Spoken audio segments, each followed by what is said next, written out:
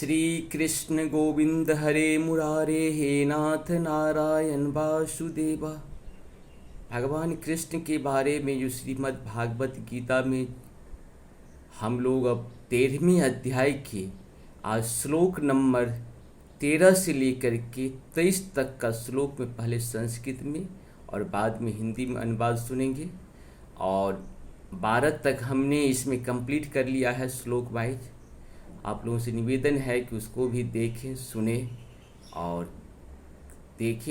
और ज्ञान का अर्जन करें और बार बार सुनने से ही अगर चैनल पे आए हैं तो सब्सक्राइब जरूर करें, व्यू के साथ सब्सक्राइब करें।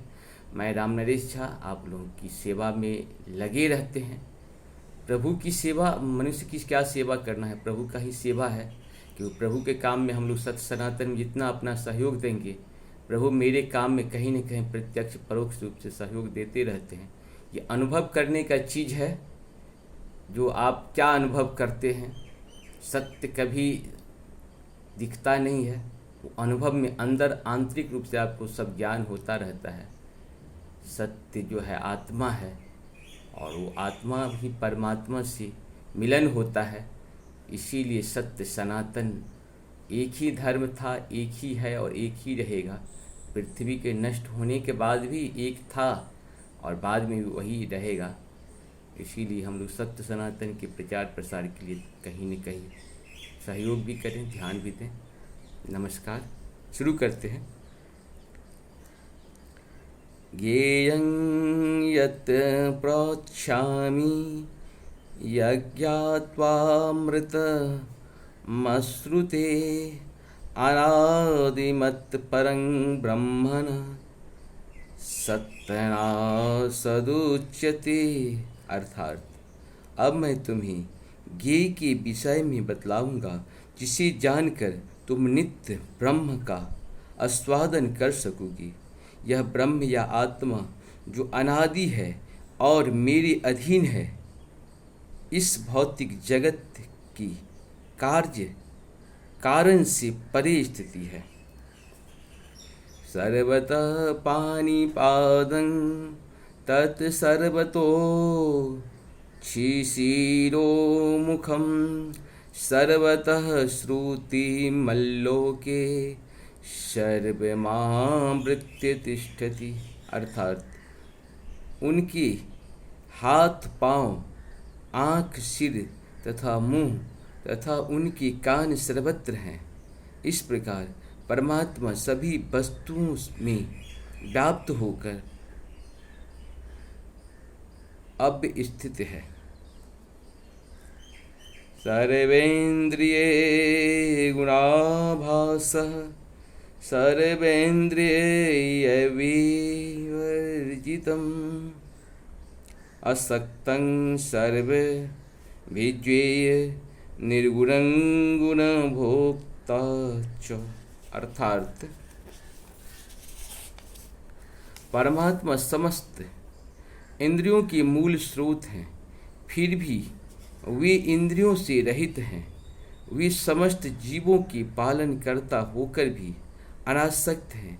वे प्रकृति के गुणों से परे हैं, फिर भी वे भौतिक प्रकृति के समस्त गुणों के स्वामी हैं। वहिरन्तश्च भूतानां चरं चरमेव च सूक्ष्मत्वात्मदविज्ञेये दूरस्थचान्तिके च ततः। अर्थात परम सत्य जड़ तथा जंगल समस्त जीवों के बाहर तथा भीतर स्थिति है। सूक्ष्म होने के कारण वे भौतिक इंद्रियों के द्वारा जानने या देखने से परे हैं। यद्यपि वे अत्यंत दूर रहते हैं, किंतु हम सबों की निकट भी हैं।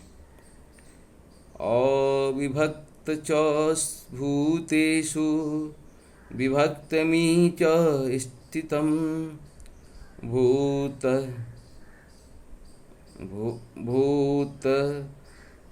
भद्रो च तज्ञेन ग्रासिष्णु प्रभविष्णु च।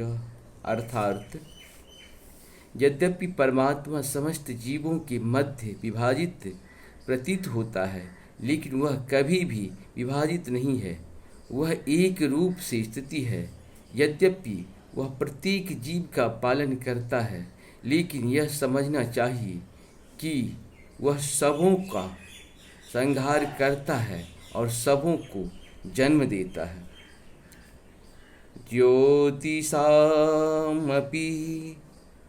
तज्ज्योति अस्तमसः परमुच्यते ज्ञानज्ञेय ज्ञानगम्य हृदय सर्वस्य विष्ठितम्। अर्थात वे समस्त प्रकाशमान वस्तुओं के प्रकाश स्रोत हैं।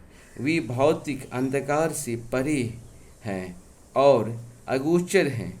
वे ज्ञान हैं, ज्ञेय हैं और ज्ञान के लक्ष्य हैं। वे सबके हृदय में स्थित हैं। इति क्षेत्रं तथा ज्ञानं श्रेयं चोक्त समासतः मद्भक्ता एते द्विजाज्ञात मद्भायोपपद्यते। अर्थात इस प्रकार मैंने कर्म क्षेत्र, शरीर, ज्ञान तथा ज्ञेय का संक्षेप में वर्णन किया है। इससे केवल मेरे भक्त ही पूरी तरह समझ सकते हैं और इस तरह मेरे स्वभाव को प्राप्त होते हैं। प्रकृति पुरुषः चैव विद्यादानादि उभावपि विकाराश्च गुणाश्चैव विधि प्रकृति संभावान। अर्थात प्रकृति तथा जीव को अनादि समझना चाहिए। उनके विकार तथा गुण प्रकृति जन्य है। कार्य कारण कर्तव्ये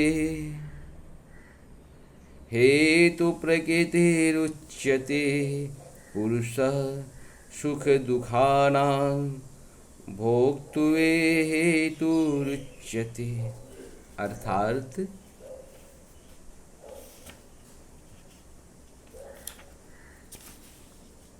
प्रकृति समस्त भौतिक कारणों तथा कार्यों परिणामों का हेतु कही जाती है और जीव पुरुष इस संसार में विविध सुख दुख के भोग का कारण कहा जाता है। पुरुषः प्रकृतिस्थो हि भोक्तो प्रकृति जान गुणान कारणः गुण संगोष्य सदसद्यो निजन्मसु। अर्थात इस प्रकार जीव प्रकृति के तीनों गुणों का भोग करता है। प्रकृति में भी जीवन बिताता है। यह उस प्रकृति के साथ उसकी संगति के कारण है। इस तरह उसे उत्तम अथवा अधम योनियां मिलती रहती है। उपद्रष्टानु मंता च भक्ता भोक्ता महेश्वर परमोत्मेति चापयुक्तो देहे अस्मिनि पुरुषः परः। अर्थात तो भी इस शरीर में एक अन्य दिव्य भक्ता है जो ईश्वर है, परम स्वामी है और साक्षी तथा अनुमति देने वाले के रूप में विद्यमान है और जो परमात्मा कहलाता है। इस प्रकार से हम लोग 13वें अध्याय का पूर्ण किए। नमस्कार।